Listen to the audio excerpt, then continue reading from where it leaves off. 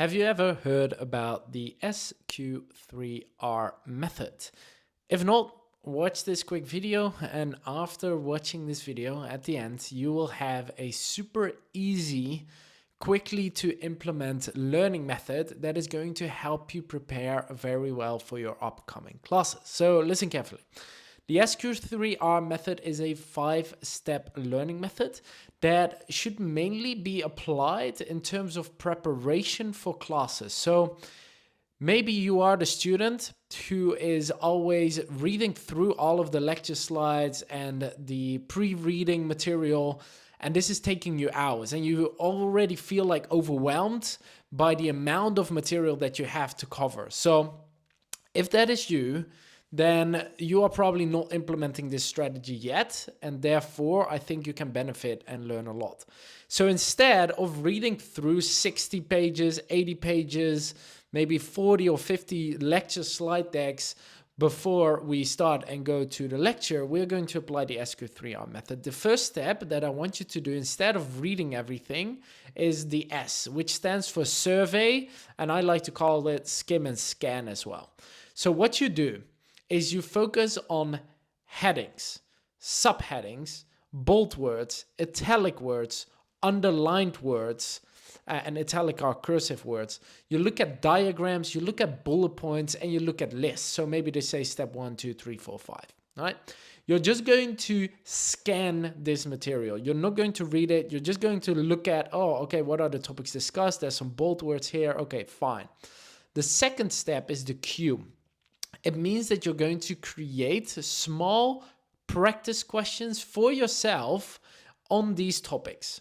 These can be who, what, where, when, how, why kind of questions, the W questions. So simple example, let's say that you're reading something about photosynthesis in biology. You ask yourself, what is photosynthesis? What are the 5 steps or the X amount of steps? When does it happen? Why does it happen? Why is it important for me to understand this? Or how does it indeed contribute to the whole, ecosystem and yada yada? Now, you ask yourself these type of questions and you write them down, and then you're going to read, which is the first R of the 3. However, again, you're still not going to read from the top till the bottom. You're only going to read and aim to find answers on these specific questions that you created yourself. And these questions that you created yourself are going to direct your attention, making it easier for your brain to pick up the right answers. So you're reading with a lot more attention and intention, which is beneficial for your learning and creating knowledge networks. So that's why I want to do this. Then you read, again, you read around the most important topics, and then you close the book. So maybe after reading something for like 3-4 minutes around some of the questions that you've created, you close the book and you try to recall. This is the second R. And you're going to try and answer these practice questions that you just created in the previous step. Then you continue reading, you recall again. So you switch this up every couple of minutes or, every paragraph or so. Then the last step is the review principle, which basically first means that you review what you got right and what you got wrong.